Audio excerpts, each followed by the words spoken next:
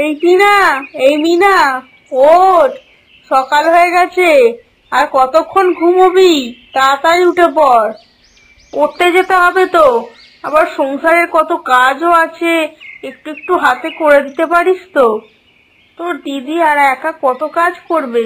আমিও তো এখন আর পারি না, আমার শরীরটা খারাপ বলে। ওঠ তোরা, তোরা ঘুম থেকে উঠে বিছানাটা ঝেড়ে দিবি। আমি পুকুর থেকে জল নিয়ে আসছি।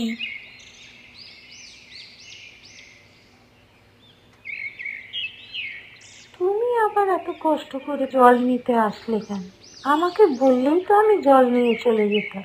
না রে মা, আমারও এত কাজ করাতে তোকে দিয়ে ভাল লাগে না, তাই আমিই নিতে চলে এলাম জলটা। মা, আমার তো কাজ করতে কোনো কষ্ট হয় না, তুমি খালি খালি এরকম ভাবো। আমি সবই বুঝি রে, তোর কাজ করতে খুবই ভালো লাগে, তোর কাজ করলে কষ্ট হয় না, কিন্তু তোকে দিয়ে কত কাজ করাবো?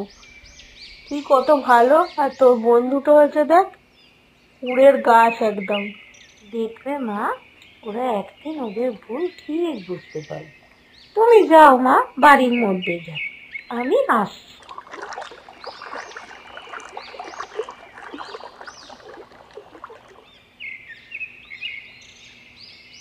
বন্ধু তোর কবে যে ঠাকুর একটু মাথায় বুদ্ধি দেবে, কবে যে ওরা ঝগড়াঝাটি বন্ধ করে মিলেমিশে থাকবে, কি জানি। এই টিনা, এই মিনা, কিরে এখনো তোরা উঠিসনি? মা তো কখন তোদের ডেকে গেল। এই জন্য মা এত তোদের ওপর রাগ করে, জানিস তো? তোরা ঠিকঠাক মতো মায়ের কথাই শুনিস না। দিলি তো সকালবেলা ঘুমটা ভাঙিয়ে। তোর কি কোনো কাজ নেই? সারা রাত ঘুমিয়েও তোদের আশ মেটে না? এত বেলা পর্যন্ত কেউ ঘুমিয়ে থাকে নাকি? তুই বুঝবি শহরের লাইফস্টাইল। কখনো শহরে গেছি না থেকেছি? আমারও তো জানতে লাগে না, আমি গ্রামে আছি, আমি গ্রামের মতোই থাকতে চাই। সকাল সকাল জ্ঞান দিস না তো, যা তুই তোর কাজে যা। সারাটা দিন কেমন যাবে কে জানে, সকাল সকাল ওর মুখ দর্শন করতে হলো।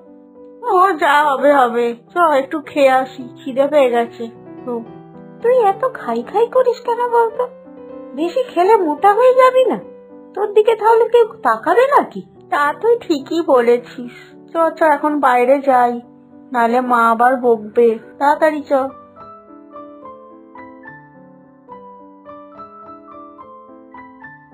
এভাবে বেলা করে শুয়ে থাকলে যে শরীর খারাপ করবে। তাছাড়া বাড়ির কাজে তো একটু সাহায্য করতে পারিস তোরা। আমরা কেন বাড়ির কাজ করবো? তোমাকে সাহায্য করার জন্য তো রিঙ্কু রয়েছে। সে তো আমার কাজের জন্য রিঙ্কু রয়েছেই, ও তো সবই করে দেয়। তোরা কি করিস? তোরা তো খালি খাস, ঘুমোস, ঝগড়া করিস আর সাজ করিস, আর সাজিস খালি।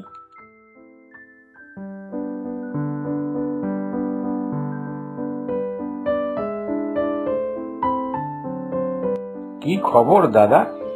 দিনকাল কেমন চলছে? আর দিনকাল, বাড়িতে কোনো মেয়ে মানুষ নেই, ছেলেটা খালি টো টো করে ঘুরে বেড়াচ্ছে, কাজ কামে এক ফোঁটাও মন নেই। আমার এত বড় ব্যবসাটা সামলাবে তা নয়, খালি বন্ধু বান্ধব নিয়ে ঘুরে বেড়ায়। তা তুমি একটা ভালো মেয়ে দেখে বিয়ে দিয়ে দিতে পারো তো? তা বিয়ে তো আমি করব না, বিয়ে তো করবে ছেলে। ও যদি না রাজি হয় তাহলে কি করে আমি বিয়ে দেব? ও তাহলে এই ব্যাপার। আচ্ছা বিনোদ, তোর মেয়েরা বড় হয়ে গেছে না? হ্যাঁ ওই আর কি, কিন্তু কেন? কাল তোদের বাড়ি যাব, তোর মেয়ের সঙ্গে আমার ছেলের বিয়ে দেব। আচ্ছা এ তো খুব ভালো কথা, ঠিক আছে কাল তাহলে আমাদের বাড়িতে এসো। আচ্ছা এবার তাহলে উঠি, বাড়ির দিকে তো যেতে হবে।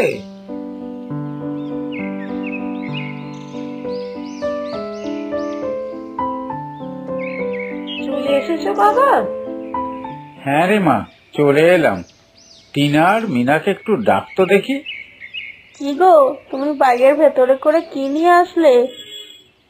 মেয়েদের জন্য কিছু কিনে এনেছো নাকি? কি আর নিয়ে আসবো, মেয়েদের জন্য কিছু নিয়ে এসছি। বাবা, আমাদের ডাকছো? হ্যাঁ, দেখ তোদের জন্য কি এনেছি। বাবা, নতুন চুড়ি এনেছো? চুড়িগুলো তো খুব সুন্দর। হ্যাঁ, চ ঘরে গিয়ে পরে দেখি। কি গো, তুমি দুই মেয়ের জন্য চুড়ি আনলে, রিঙ্কুর জন্য কিছুই আনলে না? কে বলেছে আমার রিঙ্কু মায়ের জন্য কিছু আনিনি? আমার রিঙ্কু মা তো আর সাজুগুজুর জন্য পাগল নয়। ওর জন্য একটা সুন্দর লাল ফিতে এনেছি, চুল বাঁধবে বলে। কই এত রিঙ্কু, আমাদেরকে কেমন লাগছে? তোদের দুজনকেই খুব সুন্দর লাগছে। তোরা তো এমনিতেই দেখতে সুন্দর, এই চুড়িগুলো পরে তোদের দুজনকে আরো সুন্দর লাগছে। তোর এই হাতের ফিতেটা তো খুব সুন্দর, তোর জন্য এনেছি বুঝি? আরে বাবা আমার চুল বাঁধার জন্য এই ফিতেটা এনে দিয়েছে। তুই তো আর আমাদের মতো এত সুন্দরই নয় যে বাবা তোকে আমাদের মতো সাজার জিনিস এনে দেবে। যা, চুলটা বেঁধেই নে। তোদের মতো আমারও তো সাজার শখও নেই। ওর তুই তো আমাদের মতো সুন্দরী নয়, তাই তুই সাজিস না। তোদের সঙ্গে আর আমার এরম বাজে তর্ক করতে ভালো লাগছে না। তোরা থাক, আমি গেলাম। ফিতেটা দিয়ে চুলগুলো বেঁধে যা, নাহলে তো বাবা খুব কষ্ট পাবে।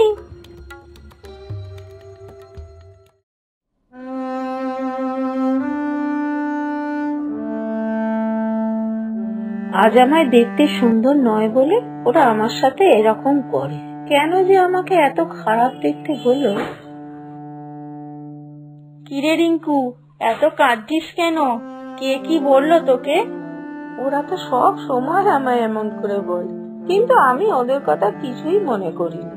তুই কাঁদিস না মা, তুই তো খুব ভালো, আমি জানি। দেখবি ওরা ওদের অহংকারের একদিন ঠিক ফল পাবে। ওরা ঠিক বুঝতে পারবে ওদের ভুলটা। কিরে রিঙ্কু, একটু ক্রিম নিবি নাকি?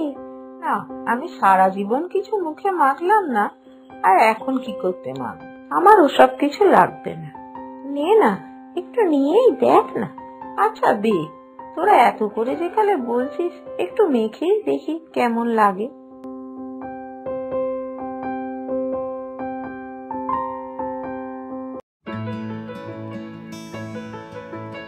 তাহলে শেষমেশ দাদা আমাদের বাড়িতে এলেন। আর কি করব, ছেলেটাকে তো বিয়ে দিতেই হবে। চাটা কেমন হয়েছে দাদা? খুব ভালো হয়েছে চাটা। সেই গিন্নি চলে যাওয়ার পরে এমন চা আর কোনোদিন খাওয়া হয়নি। তারপর থেকে যেন বাড়িটা খুব ফাঁকা ফাঁকা লাগে। গিন্নি, যাও এবার ঘর থেকে মেয়েদের নিয়ে এসো। হ্যাঁ হ্যাঁ, আমি এক্ষুনি যাচ্ছি।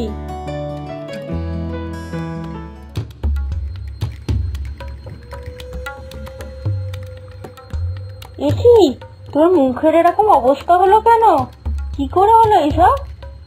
মা, ওরা কাল রাত্রিরে একটা ক্রিম মেখেছিল, আমাকে একটু মাখতে দিয়েছে। ওই ক্রিমটা মেখে আমি মুখ ধুয়ে নিয়েছি, কিন্তু ওরা মুখ ধোয়নি। ওরা রাত্রিরে ওই ক্রিমটা মেখেই শুয়ে পড়েছে। তারপর সকালে মুখ ধুয়ে ওদের এরকম মুখটা হয়ে গেছে। দেখেছিস তো, বেশি রূপচর্চা করতে গেলে কেমন হয়। এখন আমি ওনাদেরকে কি বলবো? মা, আমরা আমাদের ভুল বুঝতে পেরেছি। যাও মা, তুমি রিঙ্কুকে সঙ্গে করে নিয়ে যাও। আমরা আর লোকের কাছে যেতে চাই না। রিঙ্কু সব সময় সুন্দর, তোরা তো ওকে এই চোখ দিয়ে কখনোই দেখিসনি।